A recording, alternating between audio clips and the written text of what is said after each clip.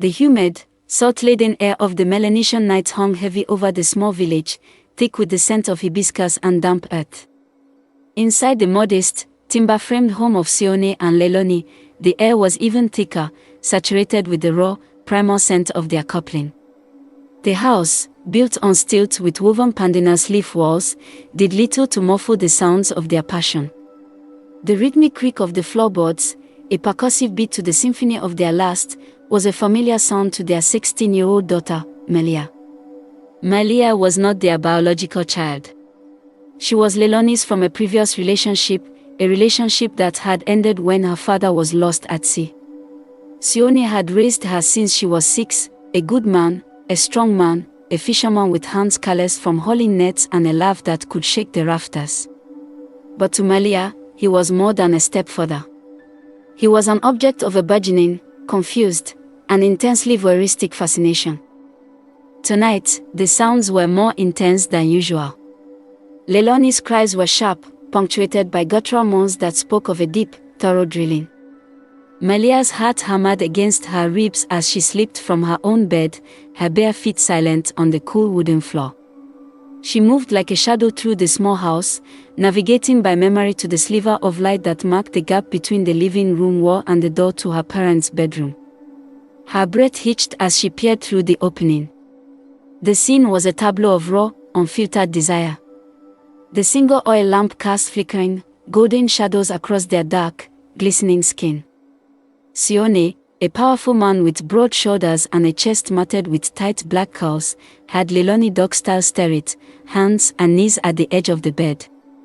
Mon Emsonab behind her, all-powerful hips blem, driving into Hublo Mary blem with a force that made the entire house shudder. His back was to the door, a landscape of straining muscle and sweat. Leilani's purse was pressed into the mattress, her penis clawing at the sheets, round claws blem pushed high to meet his big punishing DY. Take it, Sione's voice was a low growl, a rumble that seemed to vibrate through the very floorboards beneath Malia's feet. Take all of this DY, Leilani. You peel him Oh, yes yeah. Leilani's voice was muffled by the bedding. Hada, Sione. Kwapim me heart one. Malia's own body responded traitorously. A heat bloomed low in her belly, a liquid warmth that spread through her veins. Her hand, as if with a will of its own, slid ego down her flat stomach and slipped beneath the waistband of her cotton shorts. Girl wet penis. Kamblem wara wara with the same wara that painted her mother's thighs. She bit her lip to stifle a whimper as her fingers found her pin, circling the sensitive pin in time with Sione's relentless rhythm. She watched, utterly transfixed, as Sione's pace quickened. He reached forward, his large hand wrapping around a handful of Leilani's thick, black hair, pulling her head back. The new angle made Leilani sing out, a sound of pure, unadulterated pleasure. Malia could see everything, the glistening length of his DY as he withdrew, only to slam back home. The heavy sway of his kiaos, the way her mother's can yielded to his invasion. It was then that it happened. In the shifting lamplight, Sione turned his head slightly, his gaze sweeping the room. His eyes, dark and intense, passed over the doorway and locked directly onto Malia's. She froze. Her heart stopped. Her blood ran cold. She was caught. The shame, the fear, was a physical blow, stealing the air from her lungs. She expected him to stop, to shout, to erupt in anger. He did none of that. A slow, knowing smirk spread across his face. It was a predator's smirk, a look of absolute confidence and control. He didn't miss a beat, his dancing hips continuing their powerful assault on Leilani's can. But his eyes remained fixed on Malia's. He saw her. He saw the wide-eyed shock, the fear, and the undeniable arousal on her face. And he liked it. He gave a slight, almost imperceptible nod towards her, then his gaze dropped to where her hand was hidden in her shorts. He knew. Khan. He knew. Instead of stopping, he put on a show. His movements became more deliberate, more pronounced. He slowed his pumping, pulling out almost completely before driving back in with a powerful, grinding motion that made Leilani sob with sweet planner triple pleasure. He wanted Malia to see. He wanted her to watch every inch of his fat planner lamplight DY disappear ego inside her mother. You like that, my love, he grunted, his eyes still on Malia. You like watching your canho stretch around my big DY?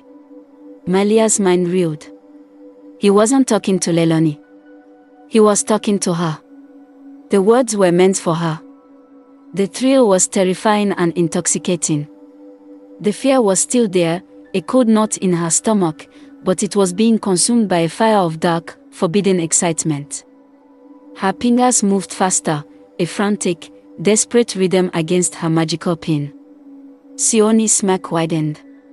He released Leilani's hair and can grip him, hips blame with both hands, holding her steady as he began to truly smash him calm blow marablem. Noise blow seeking boom seeking filled the room, loud no wara no obscene. He was putting on a performance, and Malia was his captive audience. Gonna fill this can up, he groaned, his voice thick with exertion. I'm gonna pump this can so full of DY water, it will be dripping out of this can for a week. You want that? You want this kokora? Yes.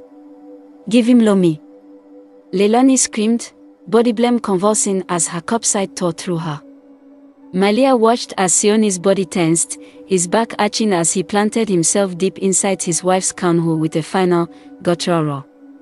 He held himself there, his strumpler hips jerking as he emptied his kokora. All the while, his eyes never left Malia's. It was a look of triumph, of ownership. He had seen her, and instead of punishing her, he had claimed her gaze, her attention, her secret. As soon as it was over, Malia fled. She scrambled back to her room, her heart pounding like a drum, her body trembling. She dove under her thin blanket, her mind a chaotic storm of shame, fear, and a terrifying, exhilarating arousal. She had been caught. But instead of the end of her secret spying, it felt like the beginning of something much, much more dangerous.